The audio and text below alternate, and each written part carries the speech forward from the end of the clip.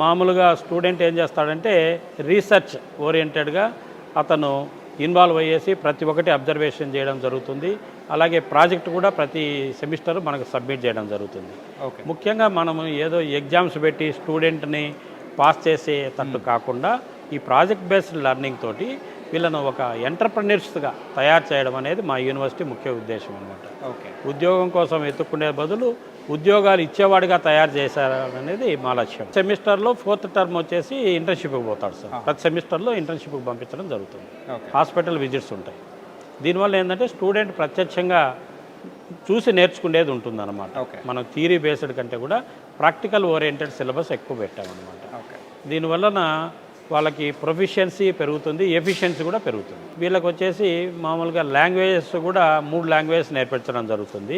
French ఉంటుంది, Germany ఉంటుంది, Spanish ఉంటుంది. ఎక్కువ ఇప్పుడు వచ్చేసి అవకాశాలు వచ్చేసి ఇంటర్నేషనల్గా కూడా ఎక్కువ అవకాశాలు ఉన్నాయి. సపోజ్ జీరియాట్రిక్ కేర్ ఉంది.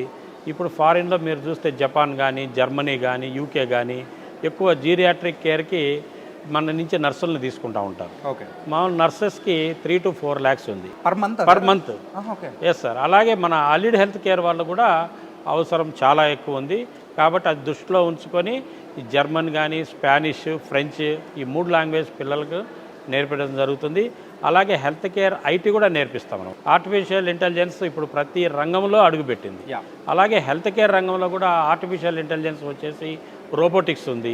రోబోటిక్స్ కూడా రోబోట్స్ వచ్చేసి ఇప్పుడు సర్జరీ చేస్తున్నాయని మనం వింటున్నాం. ఇప్పుడు రోబోట్స్ వచ్చేసి మామూలుగా హ్యూమన్ కూడా మొత్తం రిప్లేస్ చేస్తుంది. అలాగే ఒక హాస్పిటల్లో మొత్తం డాక్టర్స్, నర్సెస్, టోటల్ అటెండెంట్స్ అన్నీ కూడా రోబోట్స్తో చేసేటట్టు ఒక దుబాయ్లో ఒక హాస్పిటల్ కూడా ప్రవేశపెట్టడం జరిగింది. కాబట్టి ఇప్పుడు హెల్త్ కేర్ ఐటీ కూడా చాలా ప్రాముఖ్యత వహిస్తుంది. కాబట్టి మా సిలబస్లో health care IT, health care AI, robotics ఇవన్నీ కూడా ప్రవేశపెట్టడం జరిగింది. మనం చూస్తున్నాం ఇప్పుడు బీటెక్ అయిపోతానే యూఎస్ పోతారు.